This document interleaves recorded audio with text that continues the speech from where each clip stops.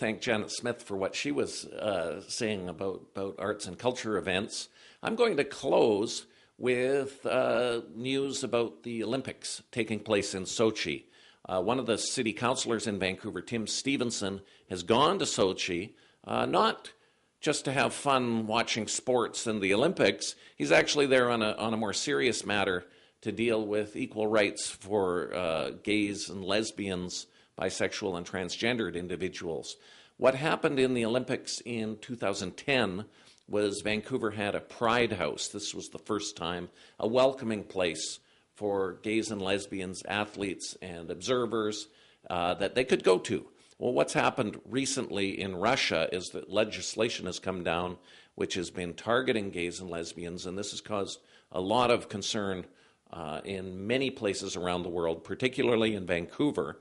So what's happened is the city councillor, Tim Stevenson, he's a United Church minister, he's gay himself, he was the first gay MLA, and the first gay cabinet minister in Canada.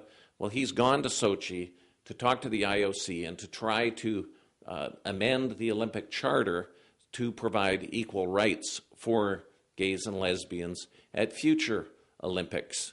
I was speaking actually with the Mayor of Vancouver's press secretary, Braden Cayley, recently, and he was saying that the Mayor of Vancouver, he believes, is the most pro-gay rights mayor that probably exists in the entire world. And he said he's even more in favor of gay rights than many gay mayors. So I think this is a reflection of the priorities of Vision Vancouver, which is governing the city, to actually send a politician at taxpayers' expense to the Sochi Olympics to advocate for equal rights for gays and lesbians. Tim Stevenson is very experienced in this area. He was first came to prominence actually as a UBC student when he became the head of Gay UBC. Then he was the first ordained gay United Church minister, and then he went on to success in provincial politics, where he introduced a bunch of changes in the 90s while serving in the NDP government. And then he was elected to Vancouver City Council in 2002, and he's been on council ever since then and was instrumental in the creation of Vision Vancouver. So he's a veteran politician. He's used to dealing with these issues, but it's going to be very challenging for him because in Russia in particular, there's a lot of hostility toward gays and lesbians. Some of it is coming from the Russian Orthodox Church. So Tim Stevenson has taken his Bible with him, and he's actually studied world religions and taught world religions at Langara. So he's very familiar with these areas. So it will be very interesting to see what the outcome is. I think the IOC is going to be facing some pressure to promote equality in these areas, in part because of the corporate sponsors. Let's not forget that some of the largest corporations in the world, including Coca-Cola, McDonald's, Samsung, Visa, these are major Olympic sponsors, and they're not going to want to ruffle the gay and lesbian audience around the world. And in particular, Coca-Cola has been dealing with some pressure from activists, and I think that Coca-Cola in particular would probably like to see this criticism be calmed down to a certain extent, because it's not good for business. And I think part of the reason these corporations back the Olympics and get so heavily involved and invest so much money is to boost their profile, boost their brand, so that they will generate revenue.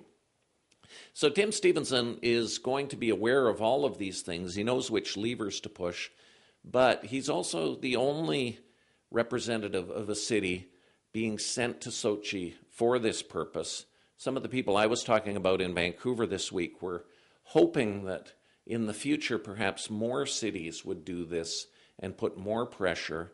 Vancouver, being the host city of the 2010 Winter Olympics, is uniquely positioned, I would argue, to make representations in this regard because it has a track record from the last Olympics of promoting equal rights in our city.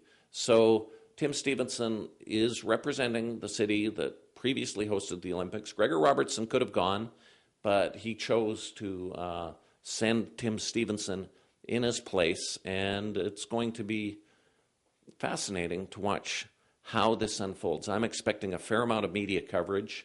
We'll see whether Tim Stevenson pops up on major U.S. television networks or in the New York Times or The Guardian or major publications around the world, South China Morning Post. But I'm going to be paying attention, and our reporters are going to be paying attention, because it will be quite fascinating to see where this all leads.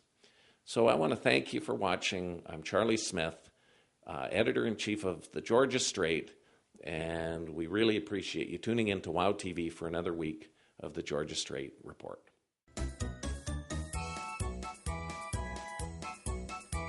感谢收看今天的大温故事，我们下期再见。